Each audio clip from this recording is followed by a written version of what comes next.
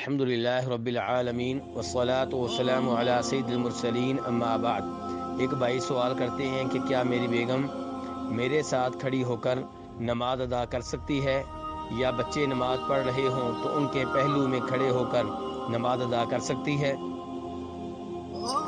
تو گزارش یہ ہے کہ جب عورت اپنی نماز پڑھ رہی ہو اور خامند اپنی نماز پڑھ رہا ہو، عورت اپنی نماز پڑھ رہی ہو اور اس کے بچے اپنی نماز پڑھ رہے ہوں، تو عورت کے ان کے پہلو میں، ان کے دائیں، ان کے بائیں، یا ان کے پیچھے یا ان کے سامنے کھڑے ہو کر نماز ادا کرنے میں کوئی حرج نہیں ہے۔ نبی علیہ الصلوۃ والسلام کی بیگم اور ہماری ماں جناب عائشہ رضی اللہ عنہا فرماتی ہیں کہ میں نبی علیہ الصلوۃ والسلام کے سامنے لیٹی ہوتی تھی، میں آپ کے اور قبلے کے مابین ہوتی تھی اور آپ نماز پڑھتے رہتے تھے۔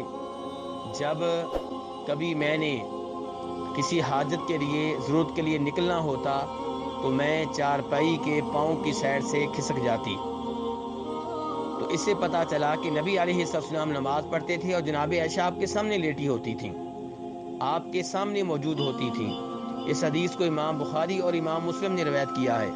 ایسے ہی امام ابو داؤد اور نسائی وغیرہ روایت کرتے ہیں کہ جناب عائشہ فرماتی ہیں کہ نبی علیہ الصلوۃ والسلام نماز پڑھتے تھے اور میں آپ کے سامنے ایسے ہوتی تھی جیسے امام کے سامنے جنازہ پڑا ہوتا ہے۔ جب آپ وتر پڑھنے لگتے تھے تو آپ میرے پاؤں کو مس کرتے۔ تو اس سے یہ پتہ چلا کہ اگر کوئی عورت کسی مرد کے سامنے لیٹی ہو بلکہ نماز پڑھ رہی ہو تو اس میں کوئی حرج نہیں ہے۔ البتہ عورت کو نمازی کے آگے سے گزرنے کی اجازت نہیں ہے۔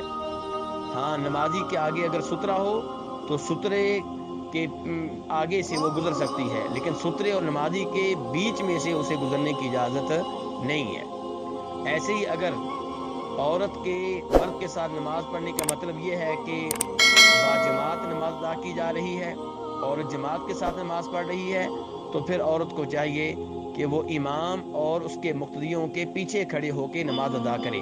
سب سے آگے امام ہوگا، پھر مرد مقتدی ہوں گے اور پھر عورتیں ہوں گی، کیونکہ یہی کچھ نبی علیہ الصلوۃ والسلام سے ثابت ہے۔ واللہ تعالی اعلم۔